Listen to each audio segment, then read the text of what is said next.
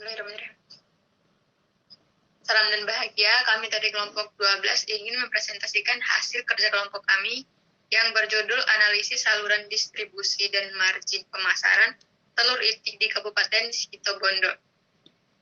Dan anggota kelompok kami terdiri dari Fadil Muhammad Pujianto, Rosina Wiwinta Kurniati, Lilis Meriani, dan Fridolin Sandri.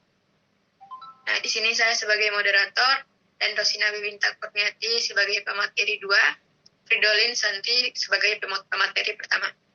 Nah, waktu dan tempat saya persilakan kepada pemateri pertama untuk membacakan hasil diskusi kita.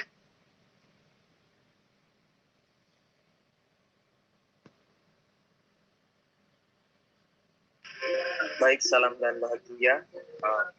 Pada kesempatan ini saya akan menjelaskan tentang studi kasus yang kami amati. Di sini usaha peternakan itik merupakan salah satu usaha peternakan yang cukup berperan dalam perekonomian. Hasil produksi itik berupa telur dan daging yang dapat dikonsumsi, serta banyak diminati oleh masyarakat. Nah, pada studi kasus tersebut kami mengamati yang pertama saluran distribusi pemasaran telur itik.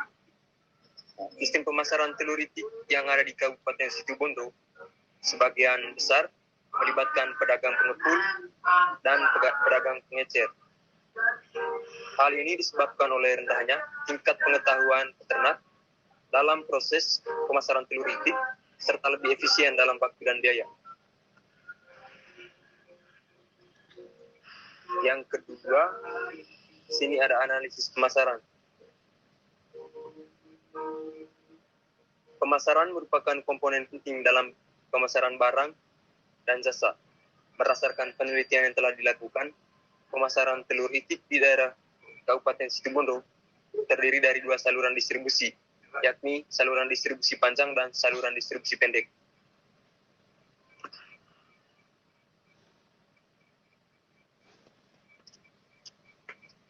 Yang ketiga adalah saluran distribusi panjang. Saluran distribusi panjang merupakan saluran pemasaran telur itik yang menggunakan 2 pedagang perantara, yaitu pedagang pengumpul dan pedagang pengecer. Saluran pemasaran ini dimulai dari peternak ke pedagang pengumpul, selanjutnya ke pedagang pengecer, dan terakhir ke konsumen. Yang keempat, saluran distribusi pendek. Saluran distribusi pendek merupakan saluran pemasaran telur itik yang hanya menggunakan 1 pedagang perantara, yaitu pedagang pengumpul. Pada saluran ini, peternak menjual pedagang pengumpul dan pedagang pengepul ke konsumen. Yang kelima, analisis efisiensi saluran distribusi pemasaran. Efisiensi pemasaran terjadi bila biaya pemasaran dapat ditekan sehingga keuntungan pemasaran dapat lebih tinggi. Hasil uji dan analisis margin pemasaran menunjukkan bahwa saluran distribusi berpengaruh terhadap hasil atau keuntungan pemasaran telur itik.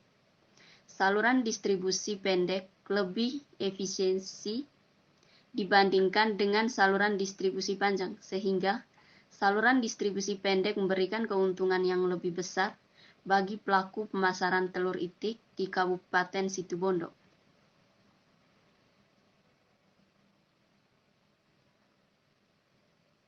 Nah, baik, untuk kesimpulan dari pembahasan yang sudah dijelaskan tadi, saluran distribusi pendek lebih efisien dibandingkan dengan saluran distribusi panjang, sehingga saluran distribusi pendek memberikan keuntungan yang lebih besar bagi pelaku pemasaran telur itik di Kabupaten Situbondo. Nah, sekian presentasi dari kami, lebih dan kurangnya kami mohon maaf. Sekian, salam.